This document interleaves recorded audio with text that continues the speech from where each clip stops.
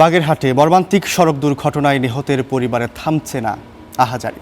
সান্ত্বনা জানাতে আসছেন সজল এলাকাবাসী। গ্রামপালে নিরাপদ সড়কের দাবি জানিয়েছেন তারা। পাশাপাশি দুই সারিতে ৯টি কবর, চিরনিদ্রায় শায়িত একই পরিবারের ৯ সদস্য। সামনে দাঁড়িয়ে অশ্রুসিক্ত স্বজনরা।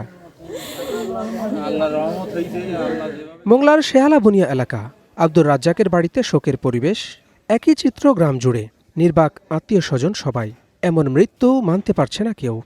আমাদের বলার কোনো ভাষা নেই। সবাই কে কারে কিভাবে কথা বলবে, কিভাবে কারে সান্ত্বনা দেবে, এই নিয়ে সবাই বেশি ব্যস্ত আছে। ড্রাইভার ভাইরা যেন এরকম করতে না চালায়, রোডটা ক্লিয়ার, আর রোডটা যাতে খুব ভালো হয়। কারণ রোডটা খুব খারাপ। আমি খুলনা থেকে মোংলায় প্রায় যখন আসি, শুধু এই রোডের ভয়তে আমি ট্রেনে করে আসি। আমি দুর্ঘটনায় প্রাণ হারানো নববধূ মিতুর বাবা আব্দুস সালাম। শোকস্তব্ধ তিনি।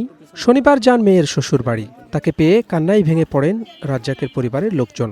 আমার ফ্যামিলি তো সবাই মারা গেছে, আমারও তো কিছু নাই, সবাই তো আমরা শেষ। আমার জামাইকে দেখতে আইছি, এনাকেও তো কেউ নাই, আমারও নাই।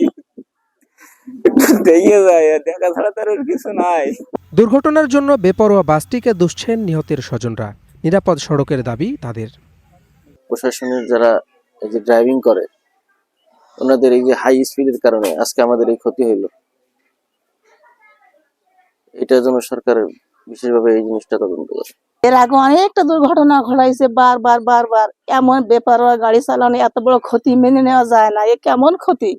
এ ক্ষতির কোনো সীমা নাই। ক্ষতি মানুষের হয়, কিন্তু পুরো একটা পরিবার মাঠে মারা গেল, এটা কেমন ক্ষতি? এটা মেনে নেওয়া যায় না। বৃহস্পতিবারের ওই দুর্ঘটনায় প্রাণ যায় 14 জনের। কারণ অনুসন্ধানে 3 সদস্যের কমিটি করেছে জেলা প্রশাসন। Desk report, star news.